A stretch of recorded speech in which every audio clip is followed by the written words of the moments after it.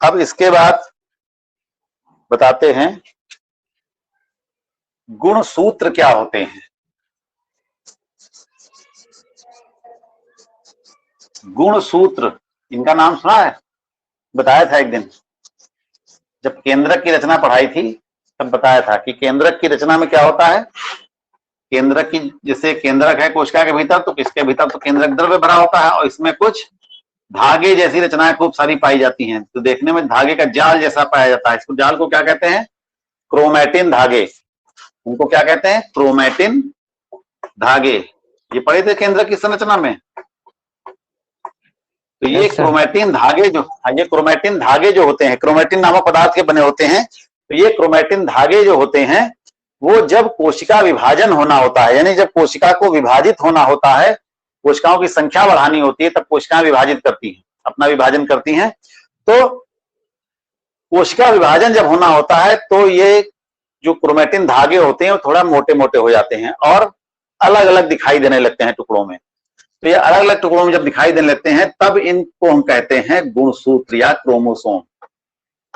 जब ये थोड़ा मोटे मोटे दिखाई देते हैं और अलग अलग दिखाई देते हैं, उस स्थिति में इनको हम गुणसूत्र या क्रोमोसोम कहते हैं। और इन्हीं क्रोमोसोम के ऊपर जीन्स पाए जाते हैं और इन्हीं जीन्स में किसी भी जीव के जो लक्षण होते हैं वो जीन्स के रूप में ही इन गुणसूत्रों पर पाए जाते हैं। तो ये गुणसूत्र जो होते हैं यही लक्षणों को एक पीढ़ी से दूसरी पीढ़ी में ले जाते हैं, यानी उसकी संतानों में पहुंचाते हैं। दूसरी पीढ़ी का मतलब किसी पौधे की है या किसी जंतु की है, तो अगली पीढ़ी का मतलब उसकी संतानें। तो लक्षणों को एक पीढ़ी से दूसरी पीढ़ी में पहुंचाते हैं या माता पिता से उनकी संतानों में इन लक्षणों को पहुंचाते हैं। कौन? गुणसूत्र। और ये गुणसूत्र जो होते हैं वो किस पदार्थ के बने होते हैं? मुख्य रूप से डीएनए के बने होते हैं। डीएनए का पूरा नाम क्या होता है? डीऑक्सी राइबो न्यूक्लिक अम्ल। डीऑक्सी राइबो न्यूक्लिक अम्ल, इसको कहते हैं अंग्रेजी में डीएनए, डीऑक्सी राइबो न्यूक्लिक अम्ल, डीऑक्सी राइबो न्यूक्लिक एसिड।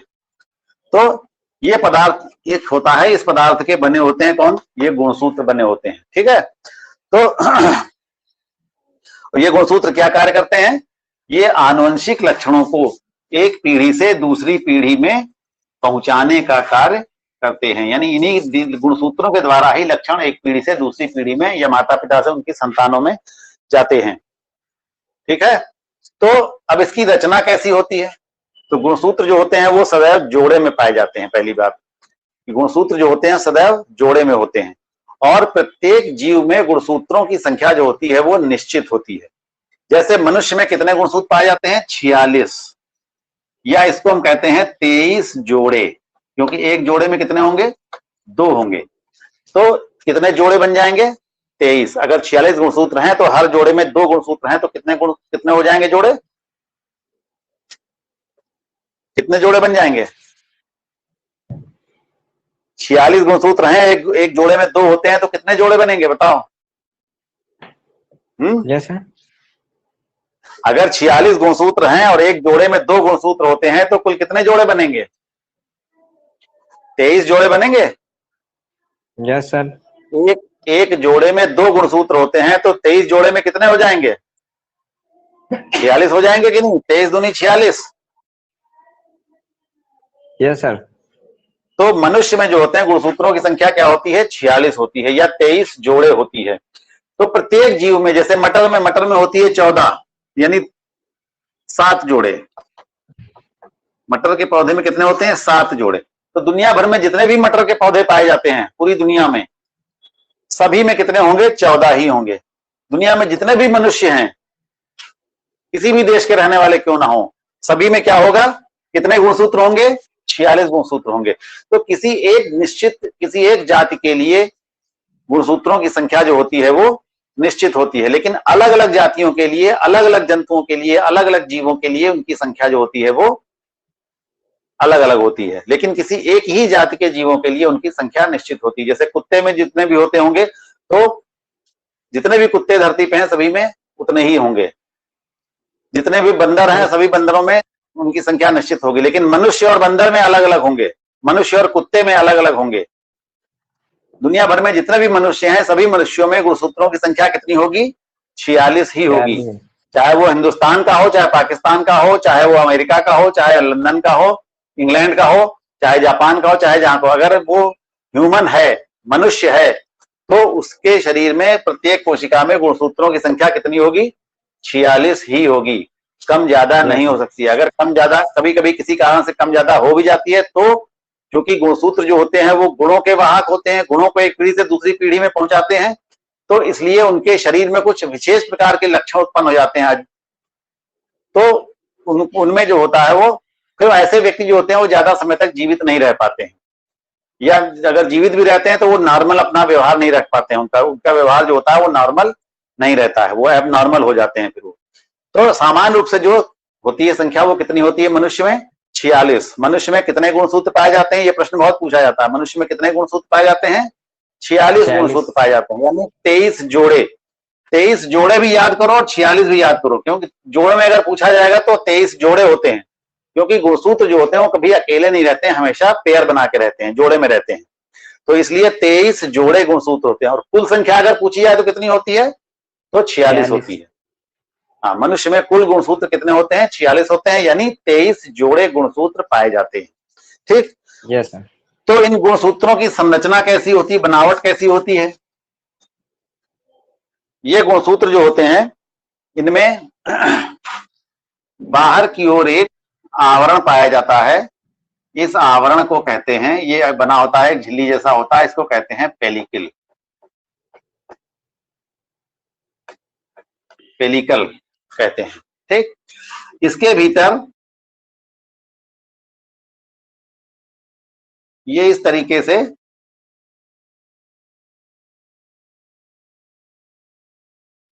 एक पट्टी ये हुई और एक पट्टी और होती है।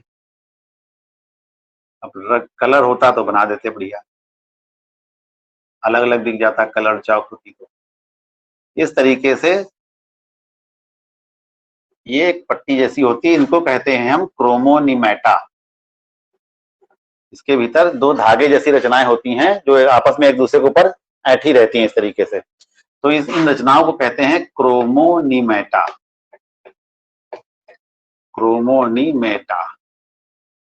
इन क्रोमोनिमेटा पर छोटे छोटे दाने जैसे दिखते हैं बीच बीच में, चौक जरा मोटी पड़ रही उसमें आ नहीं रहा है, ऐसे करके होते हैं, जैसे ये ऐसे करके आया पट्टी,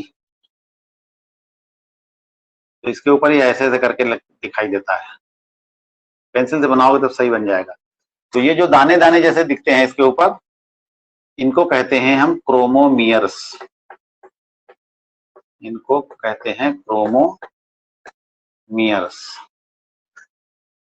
तो इस प्रकार से ये एक आधा हिस्सा हुआ। ऐसे ही नीचे एक दूसरा भी हिस्सा होता है, ऐसे करके, छोटा बड़ा भी हो सकता है, और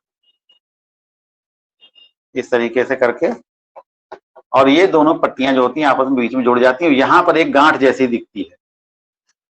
ये पूरा गुणसूत्र यहां से यहां तक एक है, लेकिन बीच में एक जगह पर थोड़ा सा दबा हुआ होता है। इस दबे हुए स्थान को कहते हैं हम संकीर्णन या प्रथम संकीर्णन। इसको कहते हैं प्रथम। संकीर्ण होना मतलब संकरा हो जाना, पतला हो जाना। संकीर्ण हो जाना मतलब पतला हो जाना। तो यहाँ पर क्या होता है, बाकी साइड में तो हिस्से में तो मोटा होता है, लेकिन बीच में कहीं पर किसी एक जगह पर हल्का सा वो पतला हो जाता है। इस पतले स्थान को कहते हैं प्रथम संकीर्णन। और ये जो गांठ जैसी यहाँ पर दिखती है इसको कहते हैं सेंट्रोमियर। इस गांठ का नाम होता है सेंट्रोमियर। तो इस प्रकार से ये गुणसूत्र की रचना हो जाती है। ठीक, तो गुणसूत्र की रचना में सबसे बाहरी आवरण होता है जिसको कि हम पेलिकल कहते हैं। इसके भीतर दो धागे जैसी रचनाएं पाई जाती हैं, जो चपटी होती हैं, चौड़ी होती हैं, और एक दूसरे पर लिपटी रहती हैं, एक दूसरे के साथ लिपटी रहती हैं। इनको कहते हैं हम क्रोमोनिमेटा। प्रत्येक क्रोमोनिमेटा पर कुछ दाने जैसी रचनाएं पाई जाती हैं, इनको दानेदार रचनाएं दिखाई देती हैं, इनको हम कहते हैं क्रोमोमियर्स। ठीक, और ये सब जो क्रोमोनिमेटा होते हैं एक दूसरे के ऊपर लिपटे होते हैं, और लिपटे होने के साथ साथ ये एक जगह पर क्रोमोसोम जो होता है थोड़ा सा दबा हुआ होता है। इस दबे हुए हिस्से को हम कहते हैं प्रथम संकीर्णन। और इसी दबे हुए हिस्से पर एक छोटी सी गांठ जैसी होती है, इससे ऐसा लगता है देखने से कि ये दोनों तरफ के धागे जो हैं वो आपस में क्या है, यहाँ पर बंधे हुए हैं। तो इस गांठ जैसी जो रचना होती है इसको हम कहते हैं सेंट्रोमियर। तो इस सेंट्रोमियर या प्रथम संकीर्ण के द्वारा ऐसा लगता है देखने से कि ये गुणसूत्र के दो हिस्से हो गए, एक ऊपर का हिस्सा और एक नीचे का हिस्सा। ठीक है, तो इसको कहते हैं प्रथम संकीर्ण। संकीर्ण मतलब जैसे बीच में दब गया हो, तो वो दबा हुआ हिस्सा जो होता है वो कहलाता है प्रथम संकीर्णन। वहां पर एक गांठ जैसी होती है। कभी कभी किन्हीं गुणसूत्रों में यहाँ नीचे की तरफ एक और संकीर्णन पाया जाता है, छोटी सी एक रचना और बाहर निकली रहती है इस तरीके से। तो इस रचना को हम कहते हैं, जो यहाँ पर दबाव होता है इस दबाव को कहते हैं द्वितीयक संकीर्णन। इसको कहते हैं द्वितीय संकीर्णन। सभी में नहीं होता है, अधिकतर में नहीं होता है, किन्हीं किन्हीं में होता है। और ये जो छोटा सा टुकड़ा बाहर निकला होता है इसको कहते हैं सैटेलाइट। इसको कहते हैं सैटेलाइट। इस क्रोमोसोम का थोड़ा सा हिस्सा बाहर निकल आता है तो इसको कहते हैं हम सैटेलाइट। और ये यहाँ पर दबाव हल्का सा होता है इसको कहते हैं द्वितीय संकीर्णन या द्वितीयक संकीर्णन। तो इस प्रकार से ये पूरी क्रोमोसोम की रचना होती है। तो इन क्रोमोसोम पर जो क्या होता है, काहे के बने होते हैं मुख्य रूप से, ये क्रोमोसोम जो होते हैं ये बने होते हैं डीएनए के या आरएनए के भी बने हो सकते हैं। डीएनए मुख्य रूप से तो डीएनए के ही बने होते हैं, लेकिन कुछ जंतुओं में, कुछ जीवों में ये आरएनए के भी हो सकते हैं। तो डीएनए का मतलब क्या हमने बताया था, डीऑक्सी राइबो न्यूक्लिक एसिड या डीऑक्सी राइबो न्यूक्लिक अम्ल। आरएनए को कहते हैं राइबो न्यूक्लिक अम्ल। आरएनए का नाम है राइबो न्यूक्लिक एसिड। एसिड माने अम्ल, राइबो न्यूक्लिक एसिड।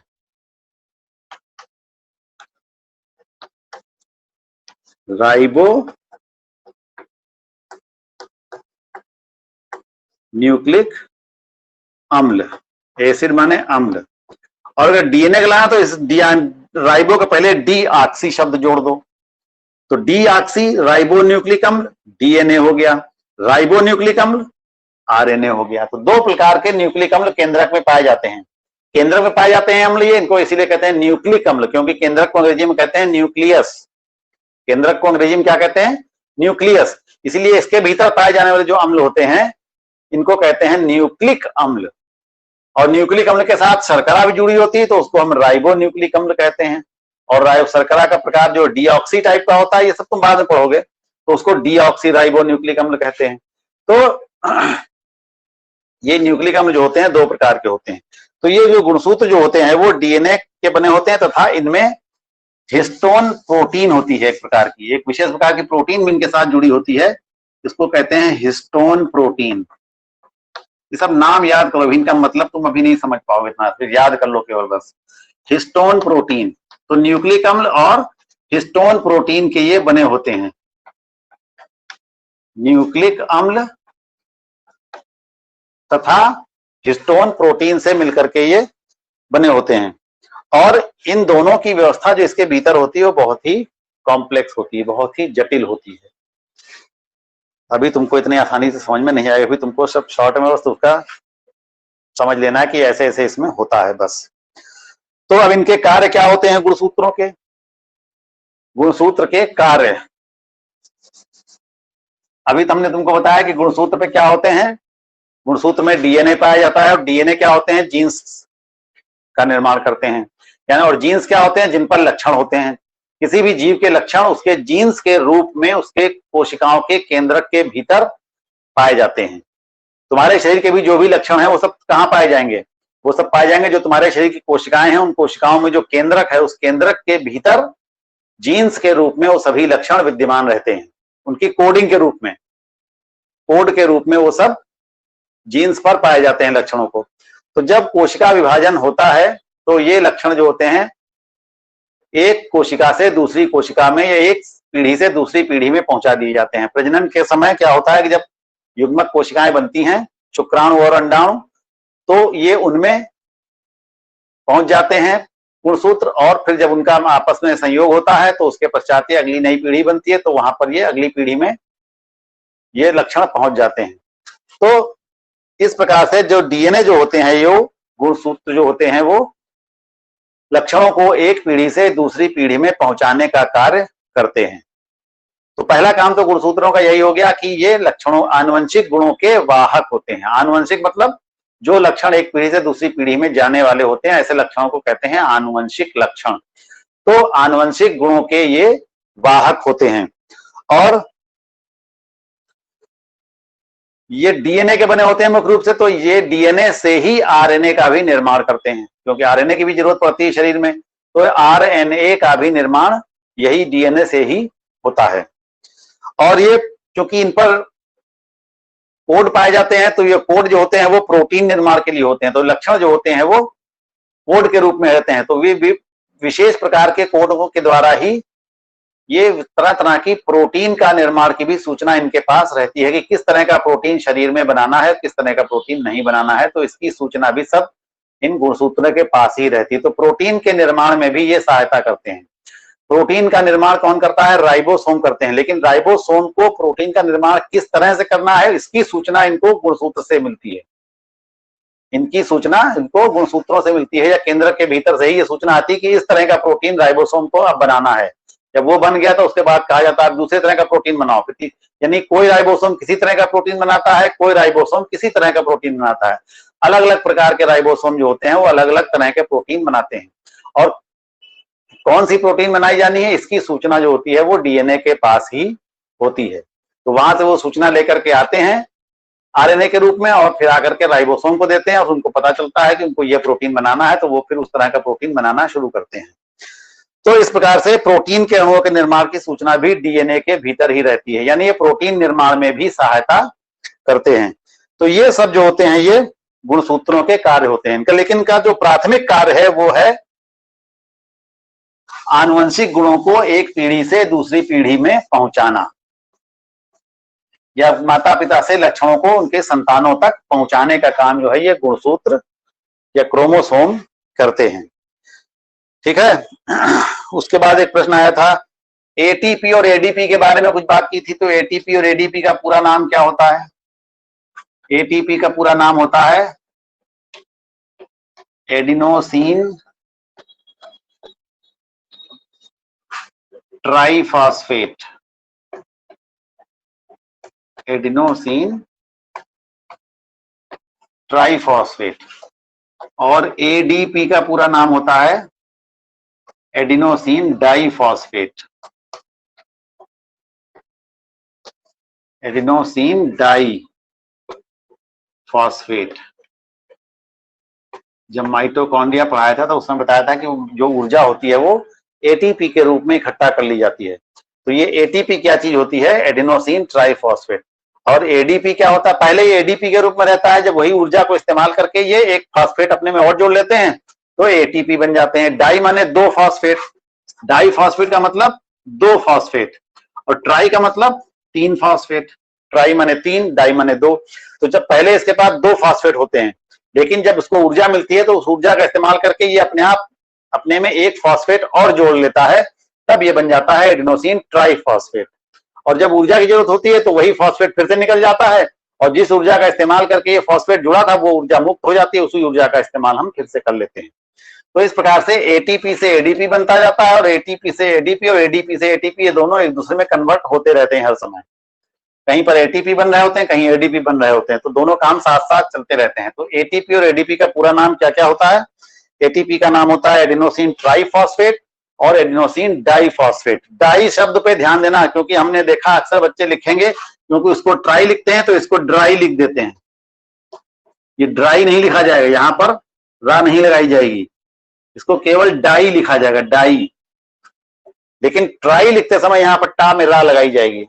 तुम लोग अक्सर हमने देखा लिखते हो जब कॉपी में या इम्तिहान में, तो इसको चूंकि ट्राई लिखते हो तो इसको ड्राई लिख देते हो। इस चीज पर ध्यान रखो कि ये ड्राई नहीं होता है, डाई होता है। तो डाई माने दो। और डीएनए और आरएनए का फुल फॉर्म बता दिया हमने तुमको क्या होता है। ठीक है। फिर इसके बाद आता है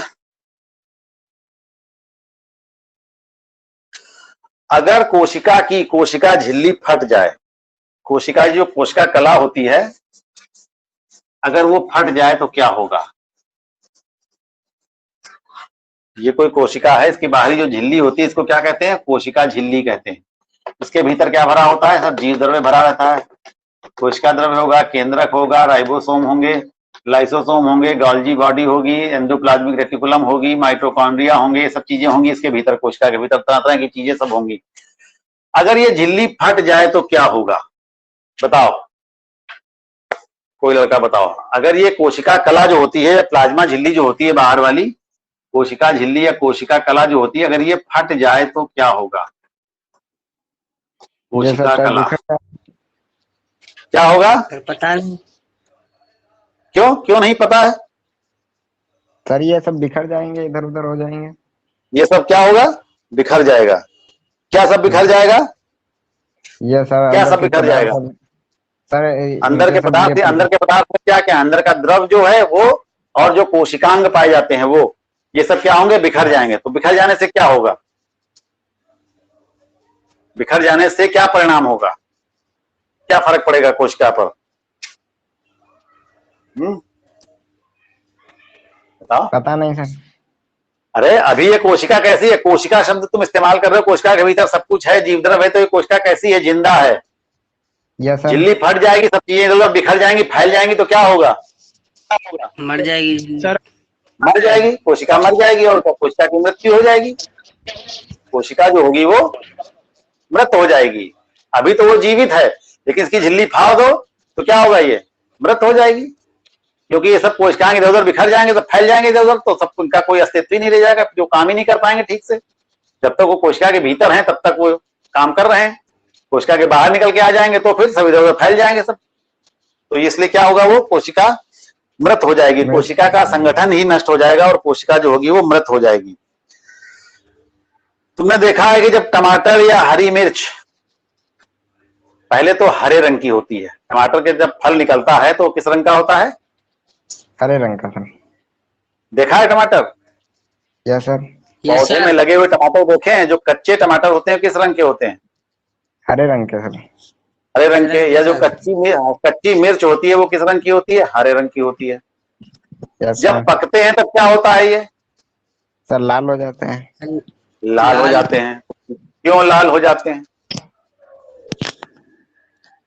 सर क्योंकि वो पक जाते हैं ना, इसलिए पक जाते हैं इसलिए लाल हो जाते हैं। तो कुछ तो कारण, लाल होने का कारण क्या है? चलो पक गए, पकने पर उनमें क्या परिवर्तन हुआ जिसके कारण वो लाल हो गए?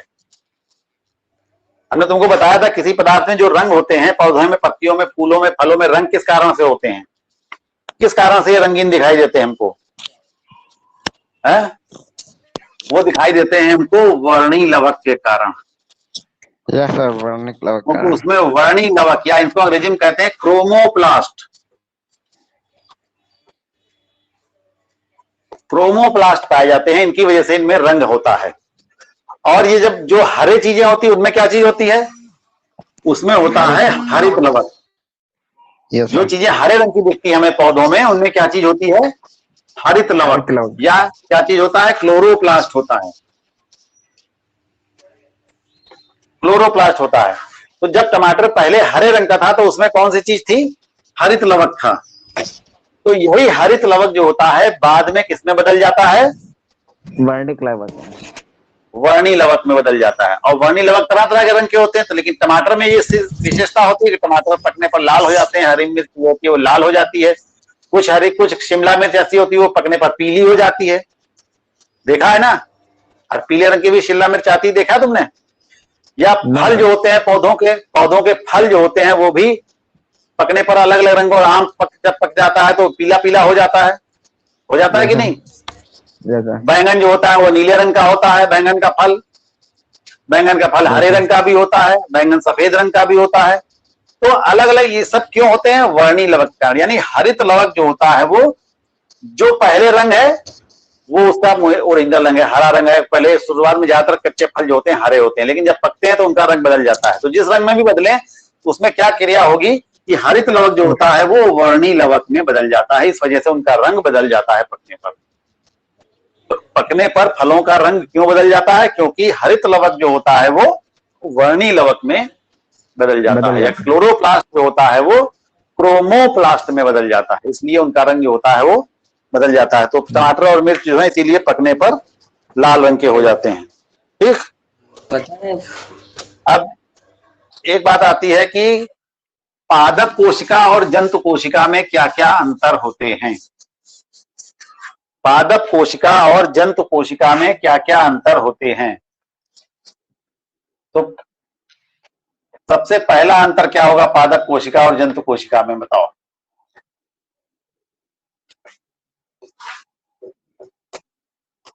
अगर तुमसे कहा जाए कोशिका तुम्हें कोई दिखाई जाए, सबसे पहले तुमसे पूछा जाए कि ये पादप कोशिका है कि जंतु कोशिका है, तो तुम क्या चीज देखोगे? बता चुके हैं कई बार ये बात। पादप कोशिका या जंतु कोशिका को पहचानने के लिए हम सबसे पहले क्या काम करते हैं, क्या देखते हैं?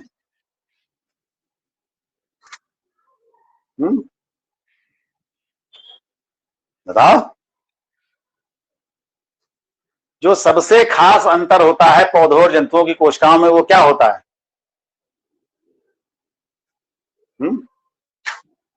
कोशिका भित्ति की उपस्थिति। पादप कोशिकाओं में कोशिका भित्ति पाई जाती है।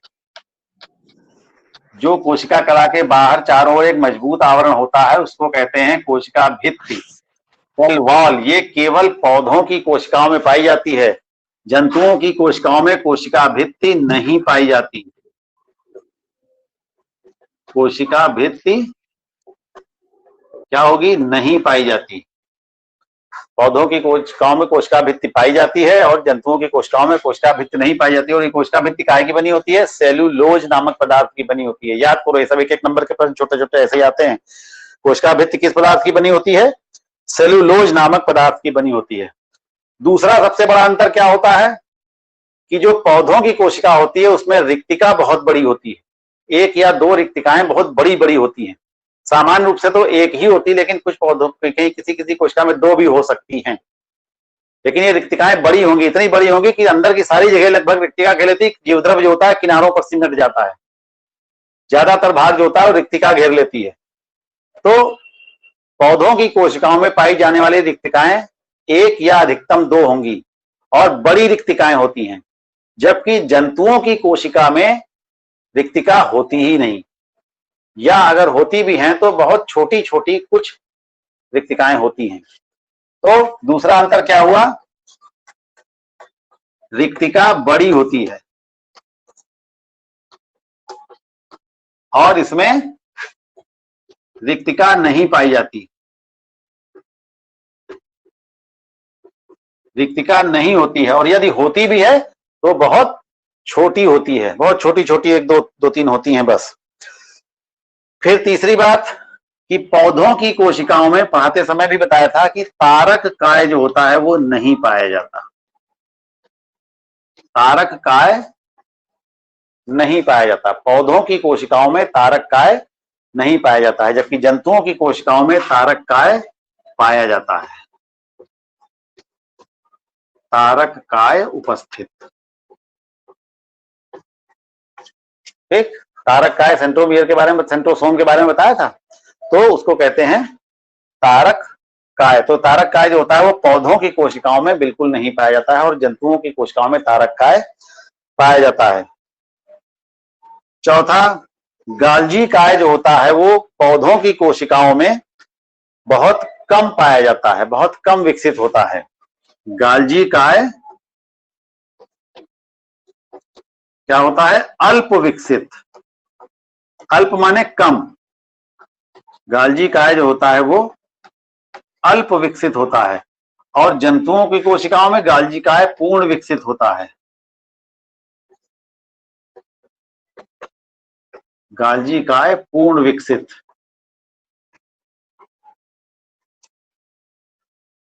फिर चौथा पांचवा अंतर, पौधों की कोशिकाओं में जो भोजन एकत्र किया जाता है वो मुख्य रूप से स्टार्च के रूप में इकट्ठा किया जाता है। मुख्य रूप से, वैसे भोजन तो इकट्ठा करने में प्रोटीन और प्रोटीन के रूप में भी और वसा के रूप में भी इकट्ठा किया जाता है, लेकिन मुख्य रूप से जो होता है वो स्टार्च के रूप में इकट्ठा किया जाता है। संचित भोजन स्टार्च के रूप में होता है। संचित भोजन, स्टार्च के रूप में संचित भोजन। और यहाँ पर जो होता है जंतुओं में जो होता है वो ग्लाइकोजन के रूप में होता है। हम शॉर्ट में लिख रहे हैं यहाँ पर, तुम्हारे पास जो नोट्स भेजे उसमें पूरा डिटेल में लिखा हुआ है। वो भोजन जो होता है वो ग्लाइकोजन के रूप में होता है। जो एकत्र किया हुआ भोजन, शरीर में जो भोजन इकट्ठा किया जाता है वो मुख्य रूप से क्या होता है, ग्लाइकोजन के रूप में अधिक मात्रा में इकट्ठा किया जाता है। ठीक है, तो ये इस प्रकार से ये कुछ अंतर हो गए जंतु कोशिका और पादप कोशिका में। ये बहुत इंपॉर्टेंट है कि प्रश्न पूछा जाता है इम्तिहान में, ये भी बहुत पूछा जाता है कि पादप कोशिका तथा जंतु कोशिका में 2 अंतर लिखो या 4 अंतर लिखो। तो इस तरीके से ये अंतर भी तुमको अच्छे तरीके से याद करने हैं कि पादप कोशिका और जंतु कोशिका में क्या क्या अंतर होते हैं। ठीक है,